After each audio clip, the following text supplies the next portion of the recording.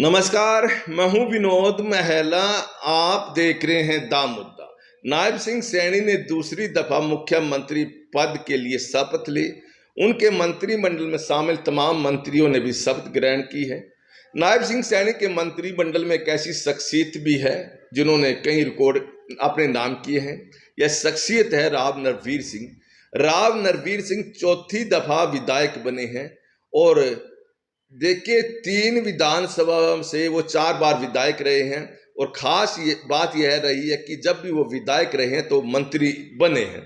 और सबसे खास बात यह है कि नायब सिंह सैनी चौथे मुख्यमंत्री हैं जिनके मंत्रिमंडल में शामिल हुए हैं। इससे पहले 3 मुख्यमंत्रियों के मंत्रिमंडल में वो रह चुके हैं। राव नरवीर सिंह ने जो अपना राजनीतिक कैरियर शुरू किया था, सरपंच पद का चुनाव लड़कर किया था। और देखिए 1987 में जब ताऊ देवीलाल की लहर पूरे हरियाणा में थी, एक रिकॉर्ड बना था, 85 सीटें जीती थी। उस दफा ताऊ देवीलाल ने राव नरवीर सिंह को जाटूसाना विधानसभा क्षेत्र से मैदान में उतारा था।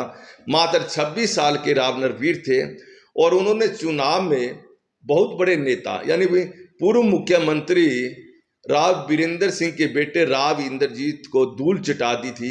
और जब राव नरवीर सिंह चुनाव जीते, हरियाणा में सुर्खियों में आ गए थे और हर कोई राव नरवीर की प्रशंसा करने लगा था। ताऊ देवीलाल मुख्यमंत्री बने लेकिन उन्होंने निराश नहीं किया, राव नरवीर सिंह को अपने मंत्रिमंडल में शामिल किया। गृह राज्य मंत्री पद से देकर उनका मान सम्मान बढ़ाया और कम आयु के वो पहले मंत्री बन गए थे। खैर, राव नरवीर सिंह ने उसके बाद कई पार्टियां बदली, कई पार्टी में आए और गए और 1996 में वो बंसीलाल की पार्टी में शामिल हो गए थे। बंसीलाल ने उनको सोहना विधानसभा क्षेत्र से चुनाव मैदान में उतारा और वहां से राव नरवीर सिंह चुनाव जीते। चौधरी बंसीलाल ने उनको अपने मंत्रिमंडल में शामिल किया। खाद्य एवं आपूर्ति और परिवहन मंत्रालय उनको दिया। यह मंत्रालय काफी महत्वपूर्ण है। ऐसे में चौधरी बंसीलाल दूसरे मुख्यमंत्री रहे जिनके मंत्रिमंडल में राव नरवीर सिंह शामिल हुए।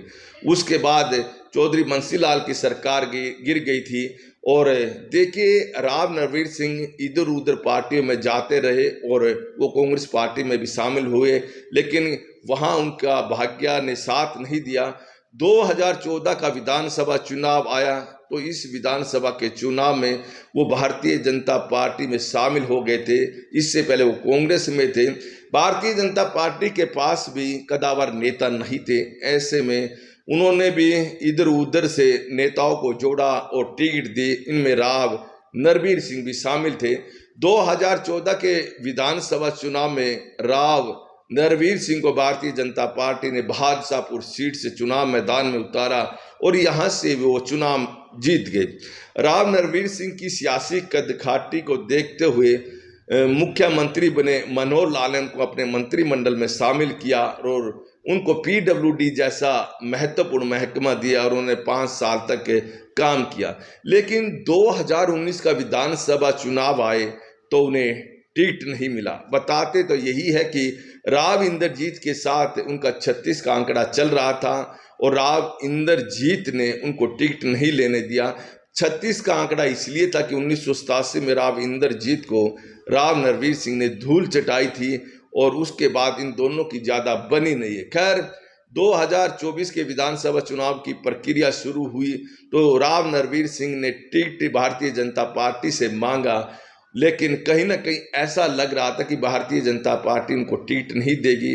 ऐसे में राव नरवीर सिंह ने एक स्टेटमेंट दे दी कि अगर पार्टी उनको टिकट नहीं देगी तो वो कांग्रेस में शामिल हो सकते हैं और कांग्रेस का टिकट ले सकते हैं। यह बात केंद्रीय गृह मंत्री अमित शाह तक भी पहुंच गई थी और केंद्रीय गृह मंत्री अमित शाह ने राव नरवीर सिंह को अपने पास बुलाया, उनसे बातचीत की और कहीं ना कहीं उनको टिकट देने का ऑफर किया। हालांकि यह बात बाहर नहीं आने दी टिकट वाली। तो राव नरवीर सिंह अमित शाह से मिलने के बाद बाहर आए और जब उनसे पूछा गया कि क्या बातचीत हुई है, उन्होंने बस इतना कहा कि वो भारतीय जनता पार्टी के सिपाही हैं, भारतीय जनता पार्टी में रहेंगे और उम्मीद करेंगे कि भारतीय जनता पार्टी उनको टिकट देगी। और केंद्रीय गृह मंत्री अमित शाह ने उनको टिकट भी दिलवा दी।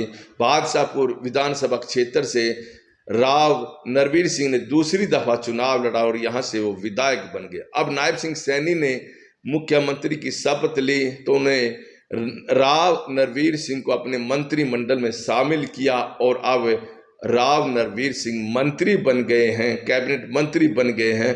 और राव नरवीर सिंह अब नायब सिंह सैनी चौथे मुख्यमंत्री हैं जिनके साथ काम करेंगे। पहली दफा 1987 में ताऊ देवीलाल के मंत्रिमंडल में शामिल हुए, दूसरी दफा 1996 में चौधरी बंसीलाल के मंत्रिमंडल में शामिल हुए, तीसरी दफा जब वो विधायक बने तो मनोहर लाल के मंत्रिमंडल में शामिल हुए और अब चौथी दफा वो विधायक बने हैं तो मुख्यमंत्री नायब सिंह सैनी के मंत्रिमंडल में शामिल हुए हैं।